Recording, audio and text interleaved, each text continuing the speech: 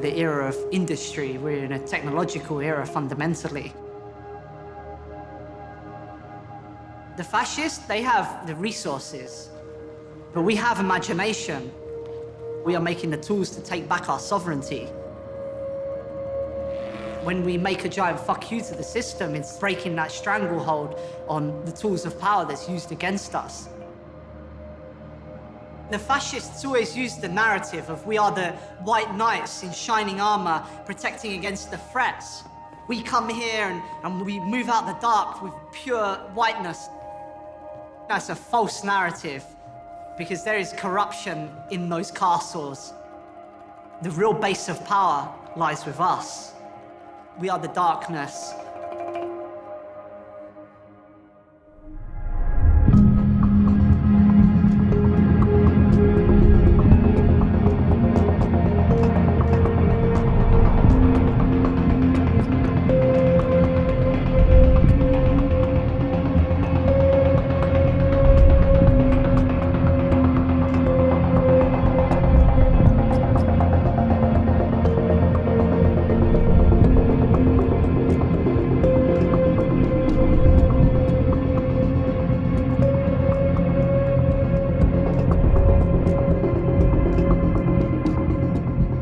Which potentially could have very far-reaching implications has just started in New York City. The jury will decide a case that could impact the future of internet privacy. Thousands of drugs came through the black website called Silk Road. The government overstepped their boundaries to acquire the info they claim they have. This is not going away. This is going to be the biggest takedown of what is currently in existence.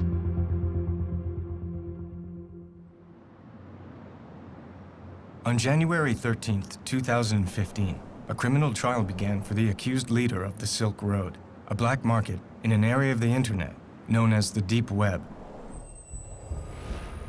The Deep Web is vast, thousands of times larger than the visible internet, what's called the surface web. But the Deep Web is not a place.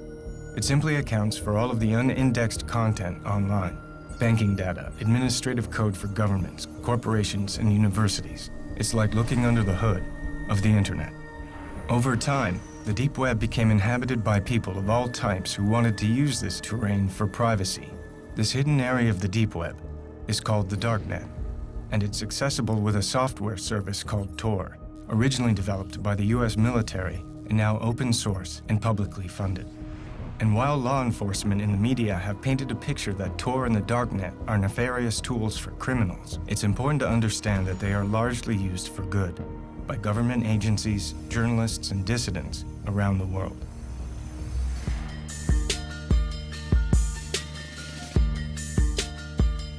In the summer of 2011, an ad for the Silk Road appeared on the Darknet. The Silk Road was an underground exchange for any type of goods, but mostly it was used for drugs. There have always been drug markets online, but none with the scale, sophistication, and ease of use as the Silk Road. It would not remain underground for long.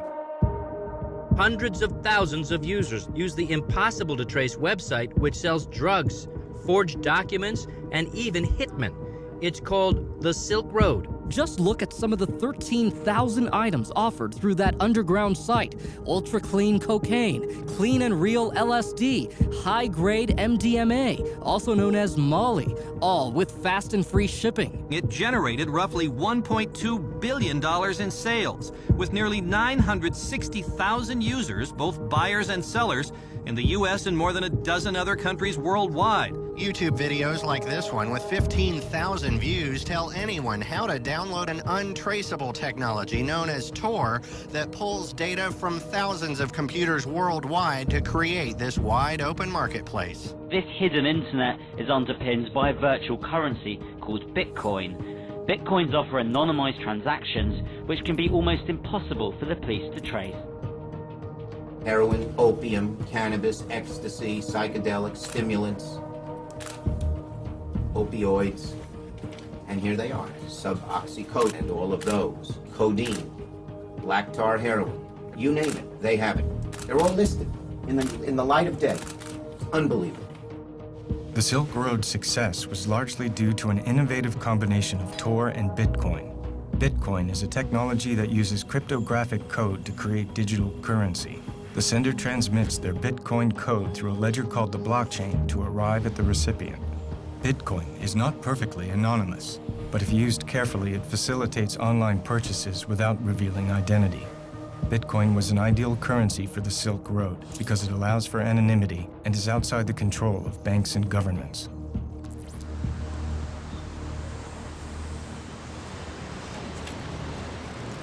I really became aware of the Silk Road when Adrian Chen at Gawker did his profile. I think in a way, that story, as much as it documented the Silk Road, it created the Silk Road too. I mean, it drove so many people to the site. I think it probably was an order of magnitude increase in users on the Silk Road. So from that point on, I felt like I had missed the story, and I wanted the next big story on the Silk Road. But I was also just fascinated with the community that was, being created there. eBay doesn't have that kind of user community. This was like a really tight-knit movement of people. It was a fascinating thing just to lurk around in. It's a certifiable, one-stop shop for illegal drugs that represents the most brazen attempt to peddle drugs online that we have ever seen. It's more brazen than anything else by light years.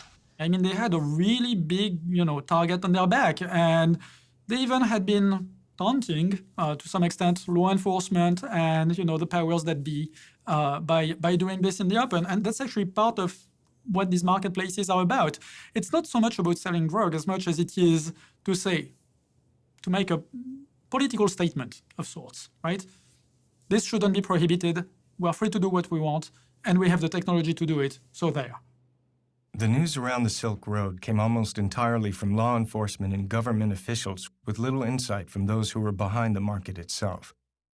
So the core architects and vendors of the Silk Road were sought out, using encryption keys to verify their identities and preserving their anonymity.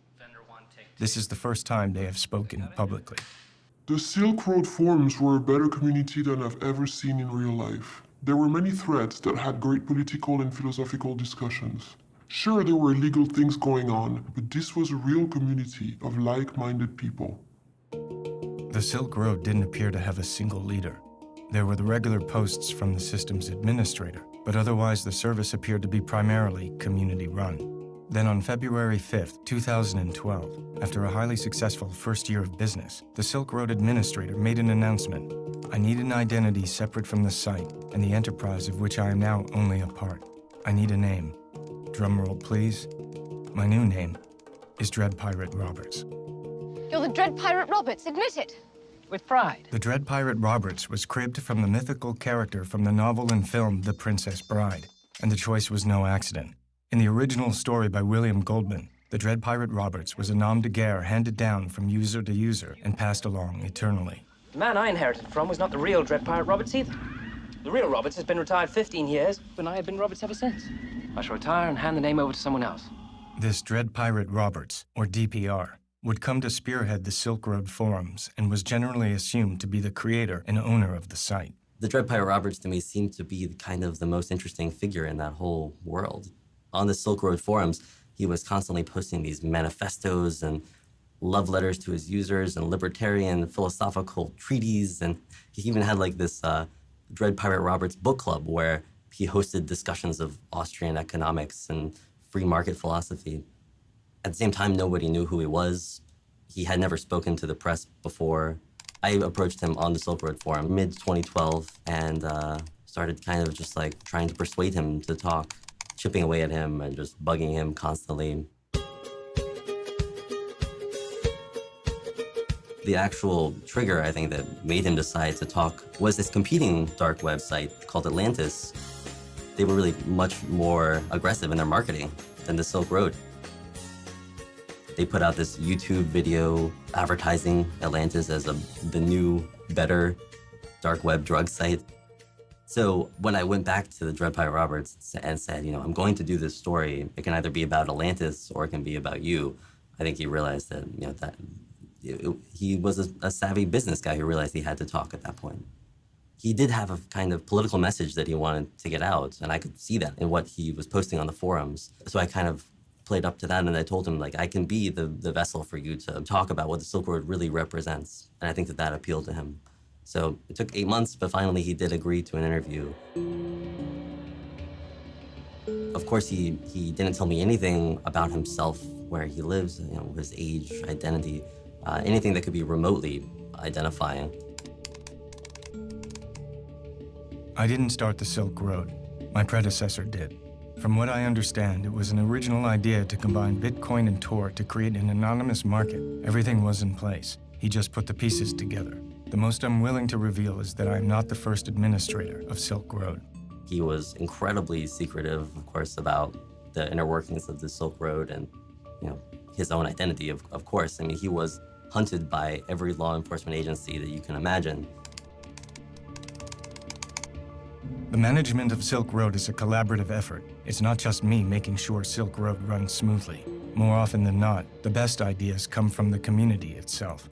But he did tell me like some interesting things about how he viewed himself and and the way that the Silk Road works. We don't allow the sale of anything that's main purpose is to harm innocent people, or that it was necessary to harm innocent people to bring to market. For example, anything stolen is forbidden. Counterfeit money and coupons which are used to defraud people. Hitmen aren't allowed, and neither is child pornography. No substance on Silk Road falls under those guidelines. This went beyond just, like legalizing marijuana or even heroin. He wanted to see a new relationship between individuals and the government, where the government was, basically hamstrung and couldn't control what people bought and sold. At its core, Silk Road is a way to get around regulation from the state. The state tries to control nearly every aspect of our lives, not just drug use. Anywhere they do that, there's an opportunity to live your life as you see fit, despite their efforts. I guess I shouldn't generally say this kind of thing, but I really liked the Dread Pirate Roberts that I interviewed. I thought he was, a really super interesting guy with a really coherent philosophy. He came across to me as this kind of middle-aged, wise man figure, But not everyone on Silk Road believed in libertarian philosophy. Bringing an end to the drug war was the agenda that truly united the community. The huge reason why DPR put the website up and allowed the market to begin with and took the risk was because there needed to be a violence reduction in purchasing drugs, because it's going to happen. And the reason it's going to happen is because of the war on drugs. The violence isn't just from the people buying and selling the drugs. The violence is from the police departments and the federal agents prosecuting this war. And not to mention the horrendous violence that we commit overseas on people. I mean, we're the biggest bully on the planet when it comes to drugs. The fact that more than 50% of this country has said, to the DEA, we don't want you prosecuting this war anymore. They need to demonize drugs. The war on drugs is, all about fear, uncertainty, and doubt. I could see that the Silk Road wasn't just another cyber criminal scheme. This was a guy who saw himself as the leader of a movement. One thing I've learned playing Dread Pirate Roberts is that your actions are sure to please some and infuriate others. But we can't stay silent forever. We have an important message, and the time is ripe for the world to hear it. What we're doing isn't about scoring drugs or sticking it to the man. It's about standing up for our rights as human beings and refusing to submit when we've done no wrong. Silk Road is a vehicle for that message. All else is secondary. The Silk Road functioned because the Dread Pirate Roberts was trusted. At any point, he could have shut down the Silk Road and run away with everyone's Bitcoins. We've seen that happen with a bunch of other dark web businesses, but he didn't. And I think people believed that he wouldn't because they felt that he was a true believer in this kind of radically libertarian, crypto-anarchic philosophy that, goes back to the cypherpunks of the 1990s. 25 years ago in the Bay Area, a burgeoning group of mathematicians, crypto-anarchists, and hackers began to meet in each other's homes. This tight-knit group came to be casually known as the Cypherpunks. These original members were not socially motivated, but more concerned with the hard math of cryptographic technology and the broader philosophy of anonymity, individual liberty, and privacy. The government has this clear policy of access to all plain text, meaning whatever you're saying, they want access to. If it's stored on your hard disk, they want access to it. If it goes over the wire, they want access to it. If you are proxying speech for someone else, they want to know who it is. The Cypherpunks were instrumental in the growing movement towards privacy and anonymity online, and they would pioneer the way into the hidden corners of the internet. Maybe the big turning point for the Cypherpunks, I think, was WikiLeaks and Julian Assange and Jacob Applebaum's idea of what it means to be a cypherpunk. You cannot trust a government to implement the policies that it says that it's implementing. And so we must provide the underlying tools, secret cryptographic codes that the government couldn't spy on, to everyone as a sort of use of force. In that a government, no matter how hard it tries, if the ciphers are good, cannot break into your communications directly. Force of authority is derived from violence. One must acknowledge with cryptography, no amount of violence will ever solve a math problem. Exactly. And this is the important key. It doesn't mean you can't be tortured. It doesn't mean that they can't try to bug your house or subvert it in some way, but it means if they find an encrypted message, it doesn't matter if they have the force of the authority behind everything that they do. They cannot solve that math problem. This movement is not about the destruction of law. It is about the construction of law. These are guys who want to create encryption tools that everybody can use. It's not just for the elite. It's trying to shift the way that the internet works to provide secrecy and anonymity and privacy to everyone. It's a much more populist movement. There is a community of people in the security and cryptography space who want to live in a world where the government cannot record their emails, cannot listen to their telephone calls, cannot see who they're spending time with. And they're trying to build tools. They're trying to build protocols and services that can facilitate that kind of anonymous and private exchange of information. I actually think this all comes down to wanting to live a free life. And the recognition, which really predates all technology, that an observed life is not a completely free life, that a zone of privacy is just a core human value. And the technology, to me, is just an incarnation of those basic human values. And I think that the people who are trying to build currencies that are free of tracking and government control and technologies that let you have a private conversation and those kinds of things are just people who are seeing that the technology can both enable and disable that space. There are more cypherpunks than ever before. They want to entirely cripple the government's ability to enforce law. They want cryptography to make the rules instead of law enforcement. Cody Wilson is a crypto-anarchist best known for developing the Liberator, a 3D printable gun that was downloaded 100,000 times in 2 days. When a group of baby boomers are told, okay, now 3D printers will print guns, they can do nothing but say, well, it's been nice living in the world I used to know. We want to question the very foundation, evacuate the very foundation that this order, moral, ethical, political, is founded. To see beyond good and evil and to allow something else to happen. This is where the figure of DPR is so interesting to me. Like, is he a liberal? Like, is he a Misesian like he says he is? Oh, he believes in libertarian market principles and, man against the state and all these principles of freedom and axioms of, or is he someone else like who I hope he is, or someone like I would try to hope to be, who was just looking for a way, a mechanism to help peek beyond good and evil a little bit? And is he more enthusiastic about what he's allowed to be opened up, the doors he's opening? Of course, there will be a dark side to the dark web. And if we want to enable this true crypto-anarchic future, anyone who's working on that, I think, has to reckon with the fact that they are going to be enabling really nasty things along with this kind of information freedom revolution that they're taking part in. By August of 2012, business was booming. The Silk Road had become a thriving, anonymous, and unregulated black market. The internet being used in this way posed a major threat to the government, greater perhaps than selling drugs. Even as a law enforcement officer, I still wouldn't know where to go and buy crack on the streets or buy heroin, but I do know how to go online and find it. It's downloading some software, and next thing you know, you're there, and you can purchase a service or drugs very easily. Since when does a teenager become obsessed with the daily mail delivery? Fidgeting and pacing made this Fisher's mom suspicious. So when her family's mail arrived, she grabbed it and found a cartoon DVD box addressed to her son with something extra. a package of white crystals. So she confronted her 14-year-old, and both their lives changed forever. I don't think anybody really cared in law enforcement until Senator Schumer went, oh my God, we got to do something about this. Today, I'm calling on the DEA and the Department of Justice to immediately shut this site down before more damage is done. Because if you think about what law enforcement at the federal level has to do to even start a case, I don't think this case would have been started if it wasn't for some political impetus by, a senator saying, we need to look into this. The FBI today shut down what it's calling the most sophisticated internet site in the business of selling hard drugs, including heroin, cocaine, and LSD.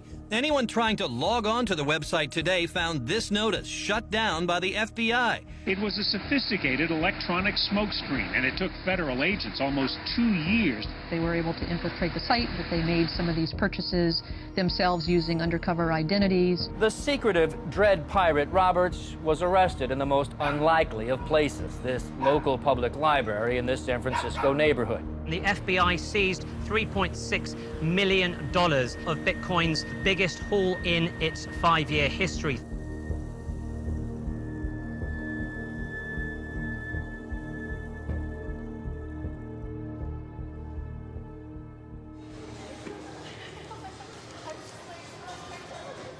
When the criminal complaint first appeared in October, it describes this 29-year-old kid named Ross Ulbricht. Not only do they say that he has run this billion-dollar-plus black market conspiracy, and they accuse him of drug trafficking and money laundering and somehow computer hacking charges as well, which is something that I had never associated with the Silk Road. But then also in this criminal complaint, there is outlined his plot to pay for the murders of a potential informant and a blackmailer. It seems at least one Silk Road user threatened to reveal the identities of thousands of others. So investigators say Ulbricht tried to execute a murder for hire on that user, offering $150,000 to a would-be hitman because, quote, "This kind of behavior is unforgivable to me, especially here on Silk Road. Anonymity is sacrosanct." It threw me for a loop. It was really not the Dread Pirate Roberts that I had ever imagined. This connection between Ross Ulbricht, who plenty of evidence suggests that he was involved in the Silk Road. They, after all, seized his laptop while he was logged in to the Silk Road. He was caught red-handed. But these two personalities, these two personas, do seem to be almost schizophrenic. It's so difficult to imagine that they are the same person. And so the FBI's whole case is based on the idea of if they can show that Dread Pirate Roberts is Ross Ulbricht? Right, that's the most important part, right? Because he was trying to hide his identity on the site as well. So the first thing they're going to have to do is definitively link him as the person who runs the site.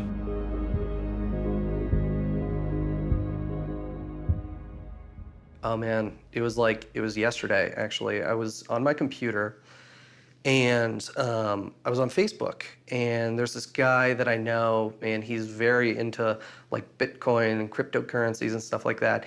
And he posts this article, and it says, Ross Ulbricht arrested. And I pull up Lynn's G-chat, and I'm like, what is going on? Like, why is I looking at Ross's picture, about being arrested? What is this? She says, we don't even know. We're leaving Costa Rica right now. I mean, they were on their way, but blew my mind. I mean, totally blew my mind. Ross William Ulbricht grew up in a suburb of Austin, the only son of Kirk and Lynn, with an older sister named Callie. It's a loving, tight-knit, middle-class family. The Ulbrichts earn their income from properties they built and rent on the Costa Rican coast. Ross was an avid outdoorsman, an Eagle Scout like his father, and displayed an early aptitude for math. Ross earned a full scholarship to the University of Texas at Dallas, studying physics. He graduated in 2006 and then won another full scholarship to Penn State to pursue a master's in material science and engineering. It was at Penn State that Ross began a deep interest in libertarianism, particularly the work of Ludwig von Mises and the Austrian School of Economics. Yet by 2009, having completed his master's, Ross seemed to be having a change of life plan, telling his mother he no longer had an interest in pursuing a career in science and instead wanted to become an entrepreneur. Ross moved back to Austin and opened his own used book company, Good Wagon, donating a portion of the proceeds to an inner-city youth program and to a prison literacy project. I remember him saying when we had coffee, the last time we saw each other, I remember him saying that he wished he had joined a fraternity in college. And I remember saying, well, that's surprising. You know, I didn't really understand that perspective. And I just remember him thinking, well, he focused a lot on his studies in school and maybe didn't create the social network that he was looking for in school. But as far as where we saw each other going or where we saw ourselves going, I think we both had a strong desire to be in control of our destiny. You know, again, like when he started the book company, totally natural, not even something that I would have questioned, where there are a lot of people that would never start their own business. But for Ross, sure, you know, why not? But the business floundered, and Ross eventually shut it down. And if a post on his LinkedIn page was any indication, Ross had experienced a kind of epiphany on the next way forward. Ulbricht wrote, "Now my goals have shifted. I want to use economic theory as a means to abolish the use of coercion and aggression amongst mankind. To that end, I am creating an economic simulation to give people a first-hand experience of what it would be like to live in a world without the systemic use of force." From this moment in late 2010, Ross became something of a free spirit, eventually leaving his parents' home in Austin to live with his sister Callie in Sydney, Australia, and then returning briefly to Austin. Throughout this period, as far as his family knew, Ross's means of employment was working on freelance projects in computer finance. I am Renee Pinnell, age 29. Today is December 6th, 2012, and we are in the Jewish Contemporary Art Museum, and relationship to partner is best friend. So Ross, how did you come to live in San Francisco? You twisted my arm until I said, fine, I'll come. I get a phone call from Renee. "Ross, call me up, I got an opportunity for you." I'm like, okay. And he's like, "Yeah, I'm doing this startup here in San Francisco. I want you to be a part of it." The more I thought about it, and the more he laid out the pros and cons, the more it all just seemed like cosmic and the right thing to do. So, yeah, I bought my ticket, and 2 weeks later, I showed up at his doorstep. As Ross Ulbricht was making his way from Australia to Austin, and eventually to San Francisco, the Silk Road was online and growing steadily. So naturally, it sparked the attention of federal law enforcement, and specifically the wing of the DHS, called Homeland Security Investigations, housed in the old Customs House in Baltimore, Maryland. You have postal inspectors in Seattle and Customs and Border Protection intercepting mail shipments coming from overseas, full of drugs, full of currency. And one thing that happens is they all lead back to the Silk Road. And you have a number of independent investigations sort of cropping up around the same time frame, following different leads, but all leading back to the same place. At the same time, the New York Cybercrime Division of the FBI began their own investigation, headed by Agent Chris Tarbell. And there were people essentially online 24/7 as part of the team that was monitoring and gathering even just a little bits of evidence. Informants were activated.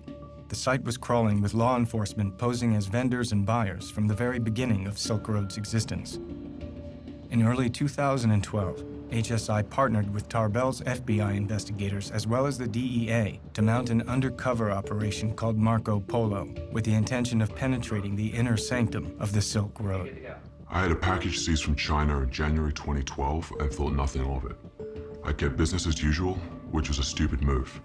Fast forward to June 28, 2012, I was raided by ATF, DEA, Secret Service, local police department, and even a postal inspector. I was not detained. Rather, I was held in a van outside for what they call investigative detention. They kept me out of jail. I was never booked or charged because my seized computers were more useful to them if I was not behind bars. I'm also assuming they did this with a number of Silk Road vendors to get a sort of organized crime ring of their own. The operation gained traction when an undercover agent using the vendor name of Knob was allegedly able to establish direct communication with the Dread Pirate Roberts, which would lead to a shocking turn of events. Knob complained to DPR about the small fry nature of most deals on the Silk Road. It really isn't worth it to do below 10 kilos, the agent wrote. DPR offered to help find a buyer for Knob, and allegedly turned to one of his most trusted partners, known only as Chronic Pain, to put the deal together. Chronic Pain had been one of the core administrators of the Silk Road from the beginning, a frequent contributor to the forums who shared the Silk Road vision for reducing harm in the drug trade. But these halcyon days were about to end. In order to facilitate this drug deal, Chronic Pain gave the informant his home address. Federal agents immediately apprehended Chronic Pain at his Salt Lake City home and were surprised to discover that this 47-year-old family man named Curtis Clark Green was a darknet criminal. At some point, they're going to catch one of those people. And what do you do in a typical drug case? You roll that person over as a cooperating witness. And in this case, one of them, they got really lucky. And he was an administrator on the system. Green had access to other Silk Road's users' accounts and financial records, including Dread Pirate Roberts. I have to assume he will sing, DPR wrote to Knob, the undercover agent. I'd like him beat up. Then the next day he allegedly wrote, "Can you change the order to execute rather than torture?" A murder was staged, and a photograph of Green's bloody body was sent to DPR, who paid for the hit in Bitcoin. There would be 5 more alleged murders for hire, including ordered hits against a blackmailer, a scammer, and an apparent contract with the Hells Angels. The names of 2 of these victims were found to be fictitious, and authorities have no evidence of any murders being carried out. The alleged attempted murder of Curtis Green allowed the authorities to obtain an indictment against Dread Pirate Roberts, charging him with drug offenses, attempted witness murder, and murder for hire. Of course, they still had no idea who the Dread Pirate Roberts actually was. So the embedded agents continued to communicate with DPR, and DPR continued to respond. In June of 2013, Ross moved into an apartment that he found on Craigslist. Allegedly, he did not give his roommates his real name and was known as Joshua Terry. At the same time, IRS agent Gary Alford was investigating the Silk Road and through a simple Google search was able to locate an early email on the open internet discussing the launch of the Silk Road marketplace and connect that email to an account owned by Ross Ulbricht. 1 month later, postal inspectors at the Canadian border seized a package of fake IDs with Ross's image that were en route to his home address. Ross was visited at his apartment by several DHS agents. The agents handed Ross a false California driver's license that bore his picture but a different name. Ulbricht denied ownership or knowledge of the fake IDs, and the agents simply left. If you suspect somebody may be involved in a large-scale criminal enterprise, going and knocking on a door with some evidence of fake IDs is important. Because you can see the guy face to face, you may get some useful information out of an interview. You may or may not want to take him into custody on the spot. Let's sit back and let's really go after this in a much more global way, if you will, because there's a lot more here than just one count of fake IDs. The next big break in the case would be achieved by FBI agent Tarbell and his cybercrime team, who had somehow located the Silk Road servers in Germany and Iceland. How these hidden servers were found has been a matter of controversy, but the FBI had their own copy of the Silk Road server, and now they hope to finally unmask the Dread Pirate Roberts. And I decided that there was a flaw in this setup somewhere. I couldn't quite put my finger on it, but there was a flaw, and I called up my partner, said, there's a flaw, we've got a limited amount of time, we need to make our money and get out now.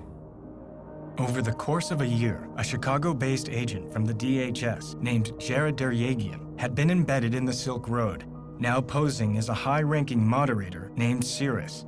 With both the evidence connecting Ross to the launch of the Silk Road and the incident with the fake IDs, Ross became one of the primary suspects. On October 1st, in a coordinated effort between Deryagian from the DHS and Tarbell's FBI squad, a sting operation was launched. According to Deryagian's testimony, he staked out Ross's new residence, and using his pseudonym of Cirrus, Deryagian initiated a conversation on the Silk Road with DPR. Moments later, Ross went to the Glen Park Library, apparently to use their Wi-Fi, and when Deryagian saw that DPR was logged back into the Silk Road, he gave the order for Tarbell and his squad to move in. It's an excitement that you couldn't even buy off Silk Road. All the drugs you could buy on the site, it's not the same exciting as catching the guy. It's an adrenaline rush. Ross was apprehended before he could encrypt his laptop. He was allegedly logged into a Silk Road administration panel for customers needing DPR's attention. He was a dream for drug users because he was very technically adept and he was able to hide both the website that he put together and the actual sales of illegal drugs that the drug sellers would make on his website. The Silk Road was seized and shut down, and charges were announced against a number of core partners and vendors from the site. Ross was held for over a month in a jail in Oakland, awaiting extradition to New York. Ross's family was able to raise over $1 million for his bail, but the prosecution argued that due to the alleged murders for hire, Ross was too dangerous to release, and so his bail was denied. I thought it was the wrong decision. He wouldn't have been a flight risk, and he's never been and is not a danger to anyone. For him to say, well, I'm gonna, put a hit out on someone, it's ludicrous. I could understand it being one of these other DPR workers, getting all egotistical and crazy and maniacal and doing it. That I could see. There was more than one person using the DPR account? I believe it was at least 2 other people, if not 3, at one point. Doesn't matter. That's why they're dredging up this, hit, contract, baloney. But, because of the involvement of the senator and all that other shit, they're gonna cook them. The data seized from the Silk Road servers included all internal private messages, which revealed that many people collectively ran the site. One vendor with the username Variety Jones was active from the beginning of the Silk Road. Jones gave many of the orders for running the Silk Road, even instructing the systems administrator to create the Dread Pirate Roberts persona. But Ross Ulbricht remained the primary focus of the investigation. Ross has been incarcerated for over a year in the Metropolitan Detention Center in Brooklyn, awaiting trial. 6 weeks of that time was in solitary confinement. Ross pled not guilty and denied being the Dread Pirate Roberts. His trial was set for November 10th, 2014 in New York City. If convicted, Ross faces a minimum sentence of 30 years with a maximum sentence of life in prison. You taking a video? Should we? He's a hairy fucker. Yeah. These big guys are generally not too, I would let him off somewhere. Where is he? It's hard. It's hard on a family. It really is. Especially when you love that person so much and you believe in them so much and you have such a daunting Goliath of an opponent. It's challenging. It's kind of like a death in a way when you go like, no, that can't be true. And then you're like, oh yeah, it's true. And you go through that kind of shock. His dad, my husband, of course, he's trying to keep our business going so we have livelihood. And his sister is in Australia, and she's been helping too from there. I'm Ross's sister, and I can tell you he has been a man of his word and honor all his life. I was shocked to hear the news of his arrest, but felt even more dismayed at what the media was writing about him, not even knowing him. I read things by people who don't have a clue who Ross really is. He's been tried and convicted in the media. Nothing has been proven at all. I don't know what's happened to the presumption of innocence in this country, but it is a constitutional right here that we are innocent until proven guilty.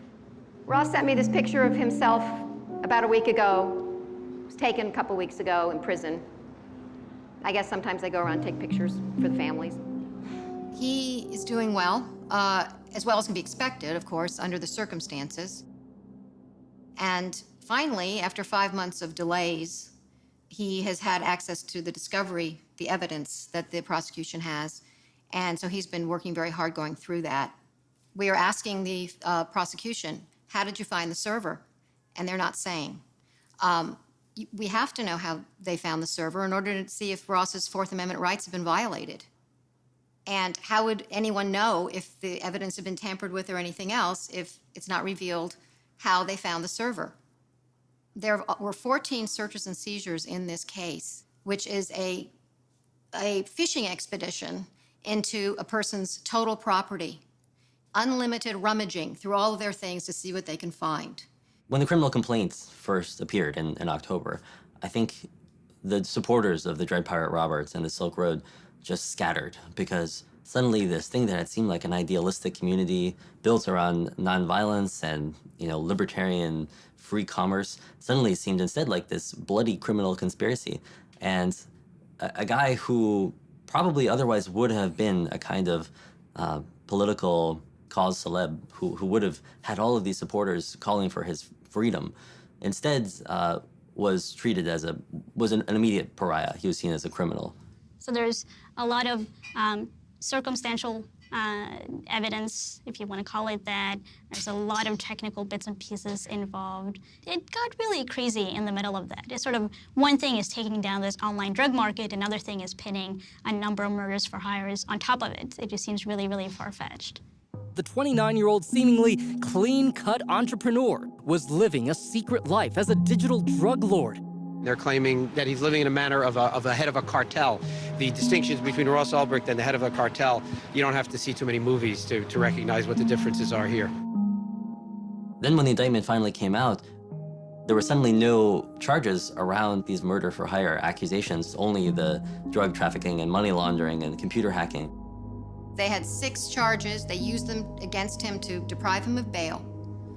And yet 2.5 months later, the prosecutor didn't indict him. What they did instead was they called it an uncharged crime.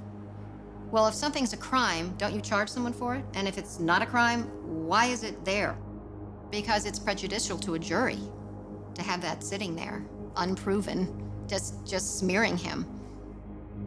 The portrayal they want is of someone who they can present to a jury as not having redeeming value. It's a way of poisoning the atmosphere so that the jury doesn't focus on the allegations, but focuses on this atmospheric that the government has created that in some sense is a diversion, appealing to the emotional aspect of it, so that if the proof is weak, the benefit of the doubt doesn't go to the defendant where it belongs under the presumption of innocence, but it goes to the government because, hey, there are these awful things lurking out there which aren't part of what we're supposed to find. The government doesn't have to prove them beyond a reasonable doubt, but they've injected them in the case in a way that is toxic to a impartial evaluation of what the evidence is on the charged crimes. So people come in with a preconceived notion, and that's halfway there to guilt.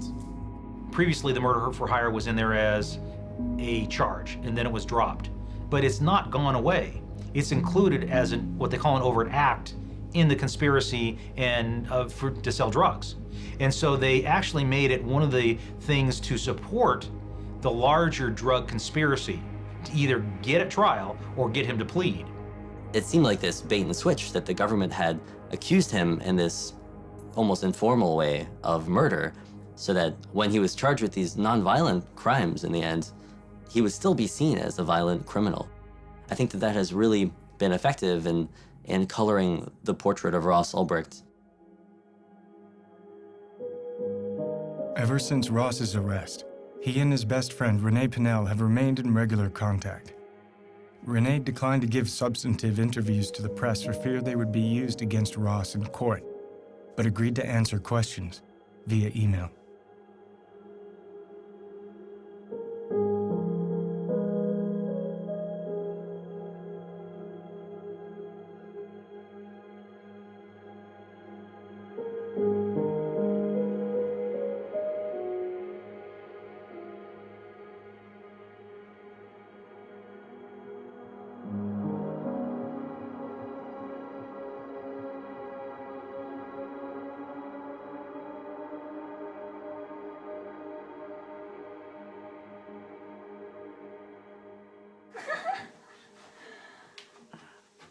I'm a little teapot, short and stout. Here is my handle, here is my spout. When I get lost, hear me shout. Tip me over and pour me Yay! Because of the severity of the charges, Ross was not able to grant an interview from prison, which left only a scattering of his personal photographs and movies. But from the exhaustive discussions with friends and family, and the public knowledge of Ross's trajectory, from physics and engineering major to running a small homespun bookselling company, it was difficult to understand how he could possibly have been the sole mastermind of the Silk Road, a vast and complex internet service with over 1 million users worldwide. Ross was certainly bright and studious with a deep interest in libertarian economic theory, which clearly echoed the mandate and philosophy of many of the posts of the Dread Pirate Roberts. But he had no experience whatsoever in computer coding or scaling large internet companies. So how did Ross connect to what little is truly known about the Dread Pirate Roberts? DPR was motivated by a pacifistic philosophy and an agenda of creating victimless exchange and reduced harm in the drug trade. This ethos would be embraced by the chief architects and vendors of the Silk Road and reverberate through the entire community.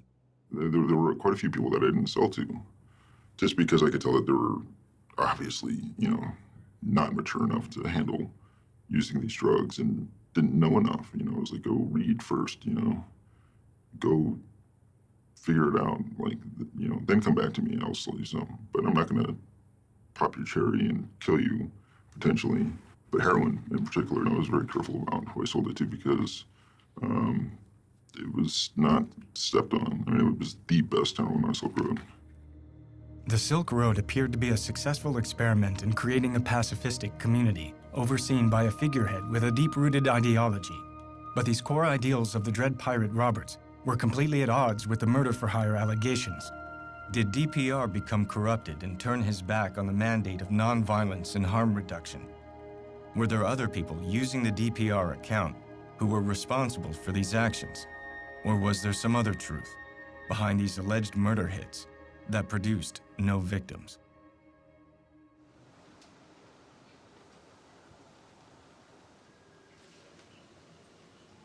We don't know the first piece of evidence that led the feds down this chain of investigation to the San Francisco library where Ross Ulbricht was arrested. All we know is that at some point they located the Silk Road servers in a data center in Iceland and imaged them. They copied all the data off of them and seized them. But we don't know how they found those servers. The whole idea of the Silk Road was that it ran as a Tor hidden service, which means that Tor protected its physical location and made it very difficult to locate the computers that ran it. So the mystery of how the FBI or the DEA or possibly the NSA located those servers is still unsolved. And in fact, hasn't been mentioned in any of the legal documents surrounding Ross Ulbricht's trial. I think his defense has seized on this as something that the government doesn't want to talk about. And if that's the case, then it does raise these Fourth Amendment issues of can the government use essentially hacking techniques to dig up evidence on a criminal suspect? And if so, what kinds of warrant do they need? If, in fact, there was some kind of violation of the Fourth Amendment in that initial part of the investigation that really was the first clue that led them down this entire chain to the arrest of Ross Ulbricht, it could be a giant problem for the prosecution that then taints every other piece of evidence that they found subsequently. The government has prosecuted other people for doing essentially what the government did here, which is trying to get underneath the public face of a website. And they have alleged that getting at information that's not supposed to be publicly accessible by sophisticated computer inquiries or activities, that is a violation of federal law. So here, and that's why they always say, we didn't do anything wrong, we didn't do anything violation, but they really know what's at stake here because they've actually prosecuted people for the same thing. And the government's affidavit, the affidavit from Agent Tarbell about how they got to the Silk Road servers has been met with incredulousness by the internet community.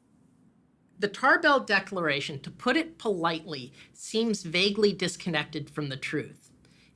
Depending on which security expert you ask, you will get it's vaguely disconnected to the truth to something filled with it is a massive pile of bovine excrement. What Tarbell's story is he was typing away his computer, visiting the Silk Road website, and the CAPTCHA was transmitted in the clear, and he somehow saw the IP packets go directly to the server. And so he then connects to that server and gets the CAPTCHA. Game over, they found the back-end server. Unfortunately, this was playing fast and loose with the truth, because the logs provided to the defense show that what Tarbell found was not the CAPTCHA image, but instead a PHP MyAdmin page. The server was running some stuff over the clear, but not the CAPTCHA. So Tarbell's story doesn't mesh with the FBI's own evidence. they hacked his servers, and with that access could essentially do whatever they wanted. Given just the institutional pressure to take this thing down, it's naive to think that they didn't. Of course it's on the table that this is how they discovered him. I mean, he was dealing with Tor. He was dealing with all these technologies which we know are the subject of NSA investigation, as revealed by Edward Snowden. It's at least reasonable to assume that there's been this kind of parallel construction or interference, or like not playing by the rules that the state deals out for you to play with. But then again, we all know that it deals the cards. It runs the game anyway. It's naive to think that this wasn't an available option. The issue is whether the agent could have done what he said he did. The theory that's been brought forward in the testimony by the individual agents that did it, they were able to manipulate part of the server to cough up an address that shouldn't have been given up. And that address came back to Iceland, and that server there was hosting the Silk Road hidden service. I think we're not going to know till we go to trial, and we may never know for sure. There's always this balance of trying to be forward-leaning in your investigative techniques and making sure that you don't trample on rights at the same time. You want to stay well within the bounds of your legal authority, because if you step over the line, the evidence is going to be tossed, it's not going to be admissible in court, and you may wind up jeopardizing the outcome of an entire investigation. And so I think what agencies will try and do is they'll want to step right up to the line, maybe get a little bit of chalk on their toes, but don't step over it. Ross's lawyer made a motion to dismiss the case based on the disputed seizure of the Silk Road servers, arguing that admitting this material not only violates his client's Fourth Amendment rights, but would set a dangerous precedent for the rights to privacy of all citizens. The judge, Catherine Forrest, sided with the prosecution, stating that the Tarbell Declaration was acceptable, and the motion was denied.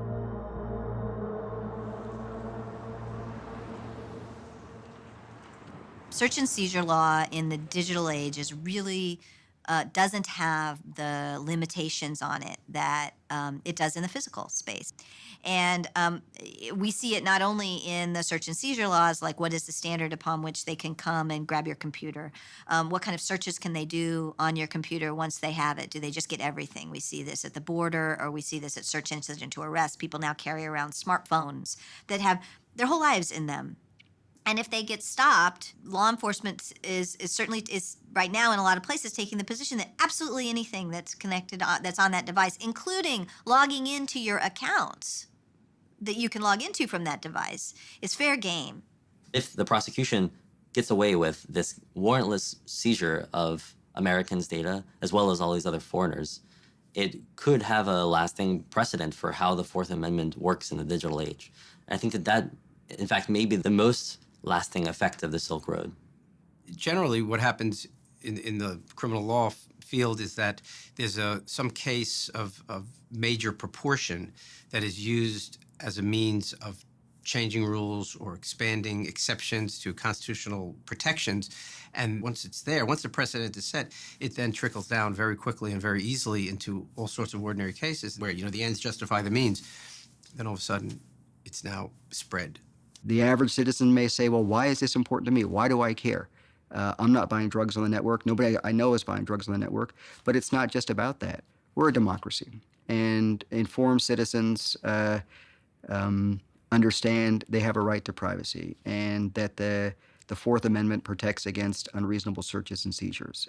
Information has to be encrypted, and that goes from a large corporation down to an individual. And so for those who are arguing that information should not be encrypted, certainly that makes it easier for law enforcement to combat, but it also makes it easier for the cyber criminals to attack.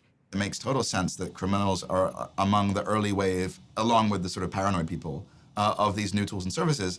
But that doesn't mean that they're the only people using these services. There are a hell of a lot of journalists that I know and regularly communicate with now over Tor. But, for the people who oppose this technology, who see it as a threat, the fact that criminals use it is a great way to demonize it. I definitely do believe that there are people in the US that don't think that the government is doing anything wrong. It's not necessarily something that you're concerned with or that you care too much about or that you're really passionate about until you're standing right in the middle of it. And it's something far more dangerous than any website could ever be, is what our government has become and how they operate. This goes back to that question of the government kind of trying to treat the internet differently without following the same kind of judicial processes. Well, the Supreme Court has proven that they do not agree. You know, recently with Right. Riley versus California with an illegal search of a cell phone. Precedent can be set that will limit their ability to infringe on our rights. Someone asked how her political views have shifted. Because suddenly she's standing right in the middle of Tor, Bitcoin, the war on drugs, online anonymity, encryption. And she's had to learn a lot of different things, and also just not only just the whole legal system, but everything around the technology and the case. After over a year in prison, Ross delayed the trial 2 months, stating that important discovery evidence he needed to examine had only just been delivered to him by the prosecution. The FBI shut down what it calls the most sophisticated and extensive criminal marketplace on the internet, but it may be finding new life. The arrest of Ross Ulbricht and closure of the Silk Road did nothing to hamper drug sales on the darknet. Many new markets immediately appeared, including a relaunch of the Silk Road itself, also run by someone calling themselves the Dread Pirate Roberts. And like its predecessor, the Second Silk Road also claimed a mandate of reducing violence and harm in drug transactions. The Dread Pirate tweets, "Silk Road, while under my watch, will never harm a soul. If we did, then we are no better than the thugs on the street." The new Dread Pirate Roberts told me that he knows he can't be around forever, and when he's gone, he's confident someone else will step up and fill the void. You could take down the man, but you can't take down the idea. By this time, statistics appeared claiming the first Silk Road had succeeded in its mission of reducing violence in the drug trade.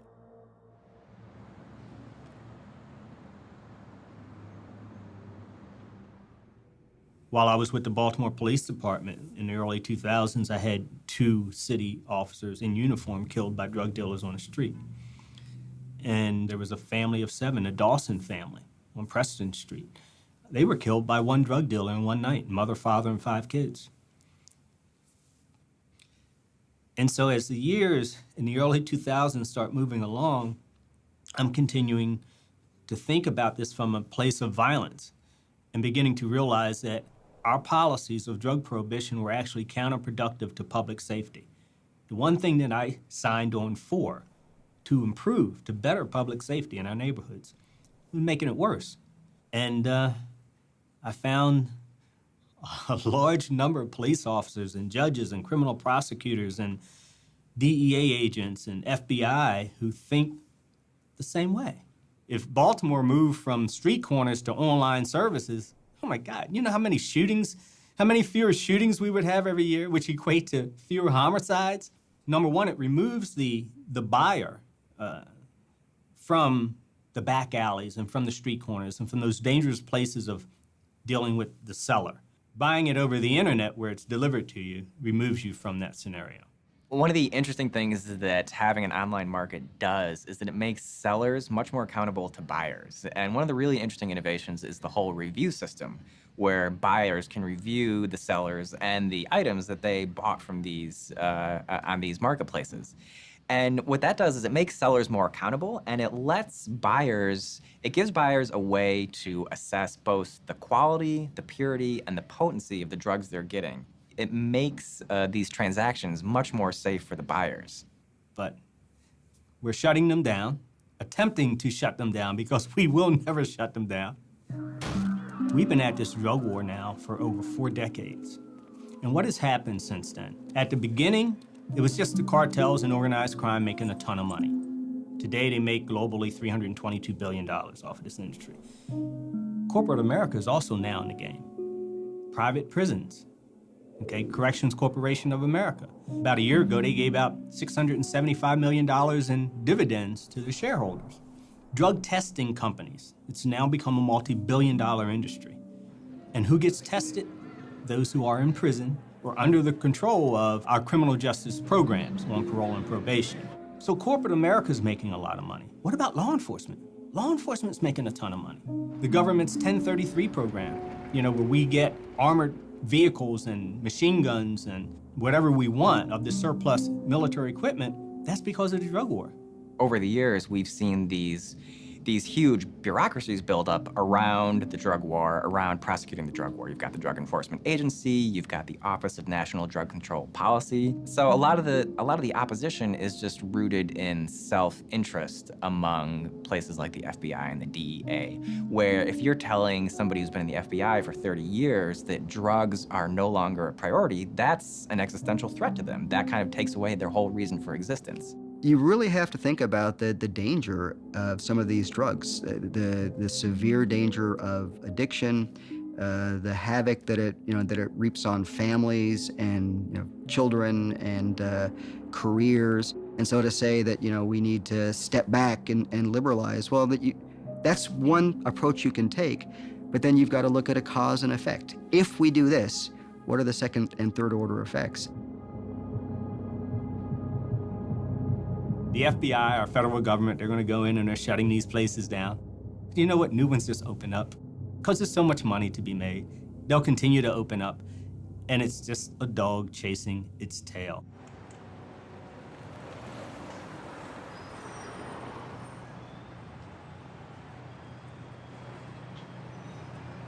We're a team, and we've been working on this thing together right from the start. The way it's affected me is in some ways very much the same as affects Lynn, but I don't have to go out there and talk to reporters.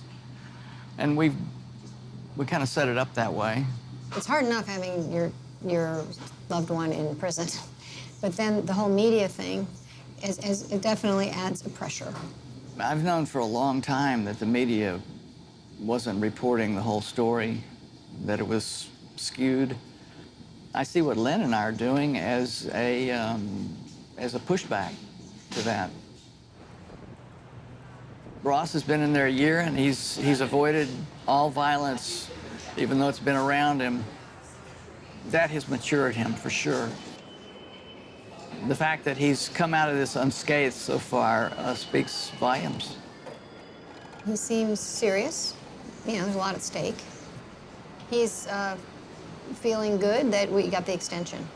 He had this mountain of stuff to go through, and I felt like he was running out the clock. And now they had that extra 2 months has been essential, is the word he used. And so I think he feels that he's much more prepared and ready. Yeah, he says he's ready for trial. He's ready to go in there and win. I have also matured in this last year, matured in my thinking about ethics, politics. When I became more and more aware of what the drug war was doing, the tragedy, so many people have been victimized by the drug war. It's a giant mess, and it's a story that needs telling. And we've got a pulpit, in a way, to tell it from. It's so weird to be doing all this, and it's distracting, and it's challenging, and you want to do the right thing, and then it's all about Ross, and then we go and we see him and hug him and talk to him and hold his hand, and it's just like, Ross. It's such a disconnect, and it's just so hard to see him in there.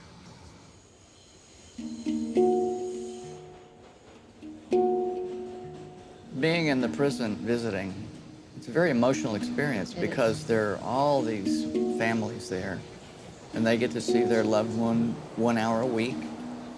And so they're soaking each other up, and you're in a room of 150 people sitting side by side, tight packed, and there's just all this emotion saturating the atmosphere.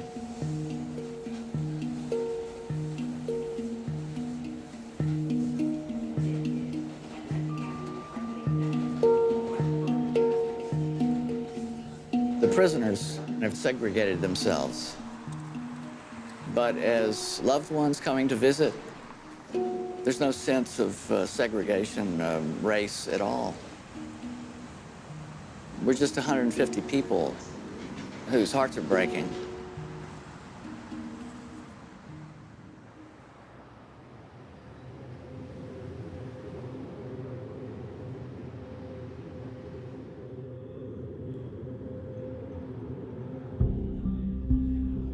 Of all the Snowden disclosures that have come out to date, the one that will have the greatest long-term impact is the revelation that the NSA has been subverting cryptographic standards and making the internet less secure. That disclosure, those articles, have radicalized a new generation of cryptographers, a new generation of computer scientists who are now intent upon building tools and services that can withstand pervasive government surveillance. Do you see our wireless from Barclays Bank? They like Bitcoin, so they're supporting our work. They're providing us with free Wi-Fi from the bank. In the fall of 2014, as Ross was preparing for his trial, a group of hackers, programmers, and activists met in a squat in the center of London. This gathering represented the next wave of the darknet, developing new and evolved cryptographic tools that would not be so easily shut down. Open source is incredibly powerful. Open source is responsible for WikiLeaks, Wikipedia, Linux, which runs all of our infrastructure, for Firefox, for BitTorrent, for Bitcoin, for all of these, for encryption, for all of these real uses of tech, not the yuppie Angry Birds or silly apps that these people make, you know? Open source is also an example of how we can organize economically, an example for the future. To build the products we need without needing proprietary industry, without needing the points of control, without needing masters and slaves and babysitters. It's not enough to build privacy-preserving tools. It's not enough to write revolutionary research papers and design amazing cryptographic primitives. You have to get them into the hands of the users. And I think in the future, what you'll find is that tools like Tor, tools like OTR, like PGP, like Bitcoin, will be built into the services and applications that you use, and you won't know they're there. We want to empower the individual, protect the small guy. We have a mistrust of central authority.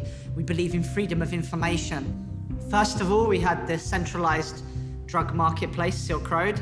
The governments went and shut that down, and then upsprouted dozens of different centralized drug markets, and in a game of whack-a-mole, they shut down one and now there's dozens, and now we're entering the realm of decentralized drug markets with no central operator, no central point of control. What are they going to do? They're going to continue to do these kinds of things, and even if it's a distributed network, peer-to-peer is worked continuously by the state and local law enforcement agencies, and they arrest people every week. On November 6, 2014, law enforcement agencies around the world launched a coordinated effort called Operation Anonymous, seizing hundreds of darknet sites, including the relaunch of the Silk Road. Bruce Schneier, the cryptographer, once said to me, in this cat and mouse game, the mice will win in the end, but the cats will be well fed.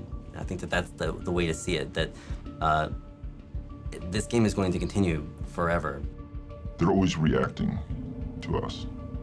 And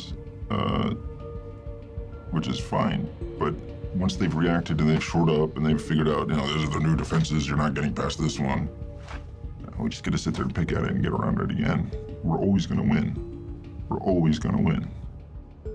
There's a reason the Silk Road was so powerful, and I know the cryptos now are writing the kind of automatic Silk Road. Amir helped do this. This is now the peer-to-peer model where there's no one individual administrator, and seeing that as the weak point. Technically speaking, this is all correct, but there's something kind of, I don't want to make him a hero,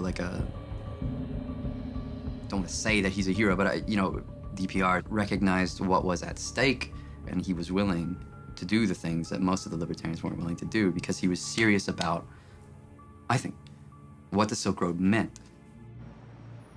3 weeks before the trial, the issue of the murders for hire suddenly resurfaced. The prosecution announced that due to these allegations, they would not allow Ross's defense to know the identities of their witnesses. The defense responded that using these uncharged crimes in this manner was prejudicial. A hearing was called to resolve the matter. The judge ruled that some of the witnesses won't be made available to the defense until right before the trial. It's based on her saying that Ross might intimidate or even murder people from jail.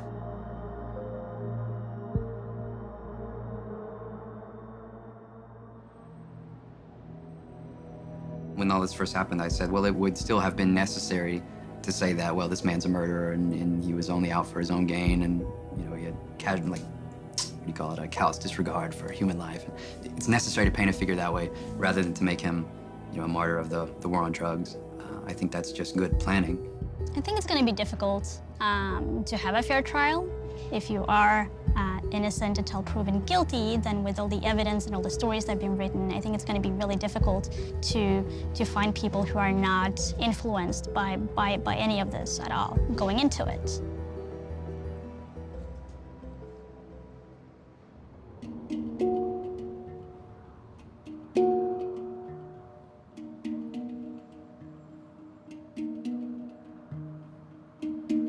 The day before the trial, Ross provided a written statement. It was the closest anyone would get to an actual interview.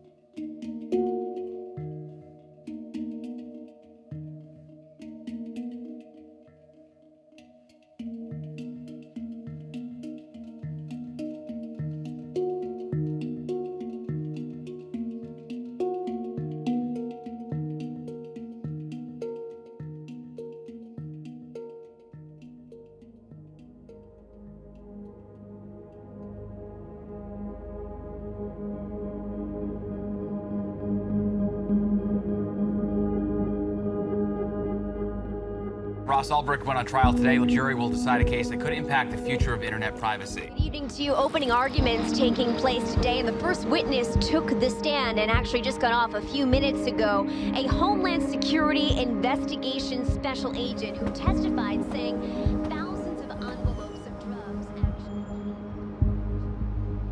I think everyone was surprised that Ross Ulbricht and his lawyers took this to trial in the first place instead of just taking a plea deal like pretty much everyone expected. And today we saw why, which is that they've actually got a pretty compelling alternate narrative of how this whole case is played out. The story that Draytel is telling, that Ross did create the Silk Road, which is an amazing admission to begin with, and that the real operator of the Silk Road, the Dread Pirate Roberts, framed him. It's a kind of theory that I'd never heard posed before, that instead of Ross being the Dread Pirate Roberts, he was framed by him. But in many ways, it's something I should have expected because it's what the Dread Pirate Roberts told me when I interviewed him in July of 2013, that he didn't create the Silk Road, that he had inherited it from its creator, kind of like a business acquisition. The FBI has told me that that was Ross Ulbricht lying to me. If it is a lie, it would require just a lot of foresight and planning, kind of like an amazing game of chess or something. In the first days of the trial, the prosecution presented evidence that Ross kept a journal on his laptop describing his involvement in the Silk Road, and that the Bitcoin seized from his laptop came directly from the site, while the defense would argue that Ross abandoned the Silk Road after creating it, and that the journal and the Bitcoin were planted on his laptop. Andy, you interviewed Dread Pirate Roberts. What's the evidence connecting Dread Pirate Roberts to Ulbricht directly? Well, in the first couple of weeks of this trial, which is ongoing now, we've seen that the prosecution has a very strong case. Once they seized his laptop, they found that he had kept a journal. If this is in fact Ulbricht's journal, his defense claims it's not. Right. He documented the administration of this site for years. He has a logbook of daily activities. So this is a really tight case. It's going to be very difficult for Ulbricht to squeeze out of it. Underneath in the deep web, we have an area where this young man, according to the government, has made a decision that he's going to run an illegal drug empire. And we need to stop you. Swift and certain prosecution and ultimate certain punishment. As the trial continued, Draytel planned to reveal the government's own evidence showed they suspected multiple people of running the Silk Road. During his cross-examination of DHS agent Deryagian, Draytel was able to expose that the agent had long suspected another person to be the Dread Pirate Roberts, going so far as to seek a warrant for this suspect. The prosecution protested this entire line of questioning on the grounds that it was hearsay. The judge sided with the prosecution, and Draytel was no longer allowed to question government witnesses about alternate suspects that came from the government's own evidence. When the time came for Draytel to begin his defense, he intended to use expert witnesses to explain that the complex technology behind encryption and cryptocurrency made it difficult to prove that the journal and the Bitcoin belonged to Ross. The prosecution objected to these witnesses, claiming they should have been made known earlier in the trial, and they were not necessary for the jury's understanding of the case. Once again, the judge sided with the prosecution, stating that this case did not require specialized knowledge. Without expert witnesses, and unable to pursue the government's own evidence of an alternate DPR, Draytel's entire defense was effectively blocked. The trial ended abruptly the next day.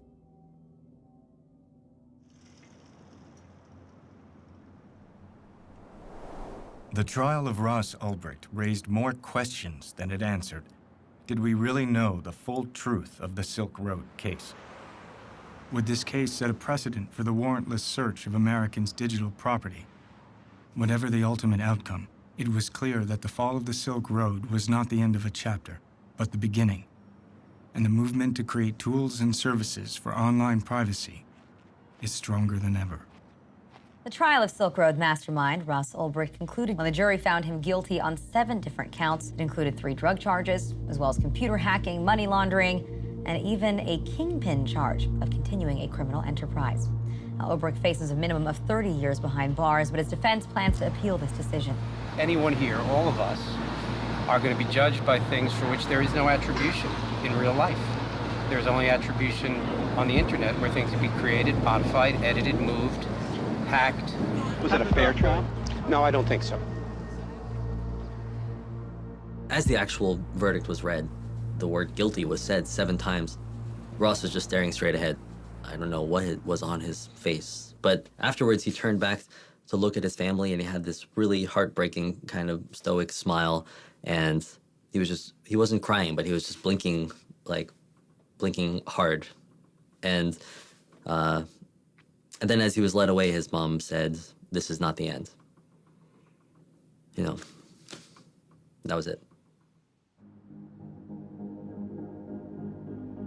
The evidence against Ulbricht was so powerful, and Draytel's strategy had been to try to cross-examine every government witness and to pull out his alternative story through that cross-examination.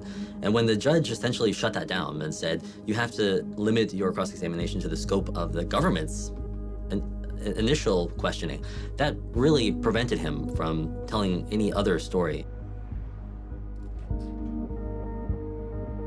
We have a much more informed perspective than the rest of the world.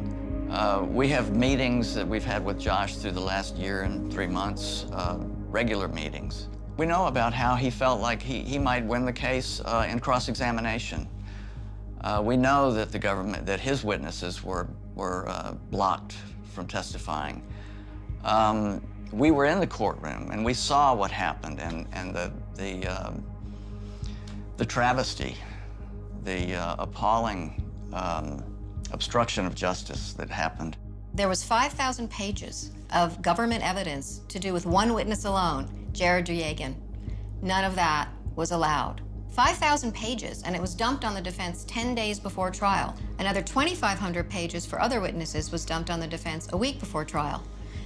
And it was full of exculpatory evidence favorable to Ross that was not permitted to be used. All this great, huge field of evidence that came out in the 3,500 material a week before trial that was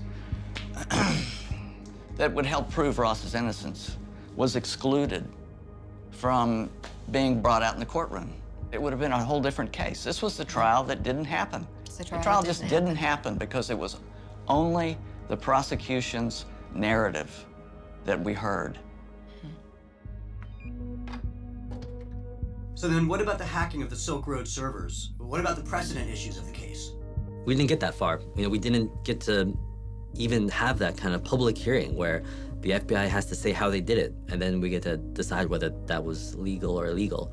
That's maybe the most frustrating thing about this case from a legal point of view, is that American law enforcement hacked a foreign server, I believe, and they didn't have a warrant, and they completely got away with it, and nobody even gets to ask any questions about it. How's Ross through all of this? He's an amazing guy. You know, he's handling this so much better than I would have. I don't know how I could have taken what he's put up with and been subjected to in this last year and 3 months. And we pray that his spirit won't be crushed by this. It seems that Ross conceived of the Silk Road, that he ran it for its entire existence online. I actually accept that the government has proven that. But Ross Ulbricht is a fascinating character. He invented this brilliant thing. He had principles. He wasn't just a cybercriminal. He wasn't just a drug lord or a kingpin, as he's described in these charges. He was also an idealistic guy. And I'm going to be conflicted about both the kind of virtue of the Silk Road and of Ross Ulbricht as a person, I think, for the rest of my life. I'm not going to be able to come to a conclusion about this.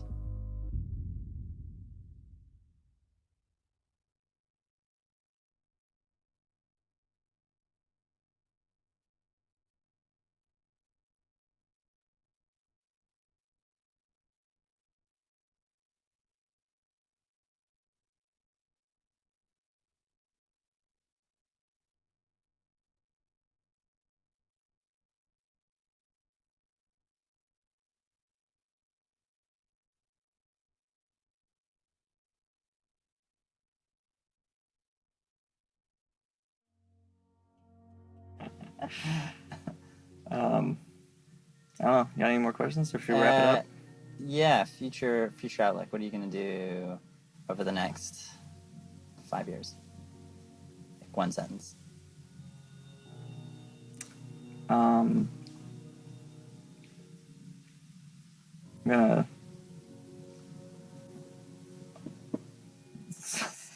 I'm gonna do a few things. So one sentence isn't enough. Damn it. But I want to. Pretty sure I want to start a family in the next 5 years. Nice. Okay. And just make more friends and close people I love. Yeah, I want to focus on being more connected to people. Very good. And 20 years. 20 years. I want to have had a substantial positive impact on the future of humanity by that time. You think you're gonna live forever? I think it's a possibility. I honestly do. I think I might live forever in some form by that time. I mean, technology is changing so fast. Yeah. Cool. I hope I'm there. Sweet. Someday we could be a shining beacon of hope for the oppressed people of the world, just as so many oppressed and violated souls have found refuge here already. Will it happen overnight? No. Will it happen in a lifetime? I don't know. Is it worth fighting for until my last breath? Of course. Once you've seen what's possible, how can you do otherwise?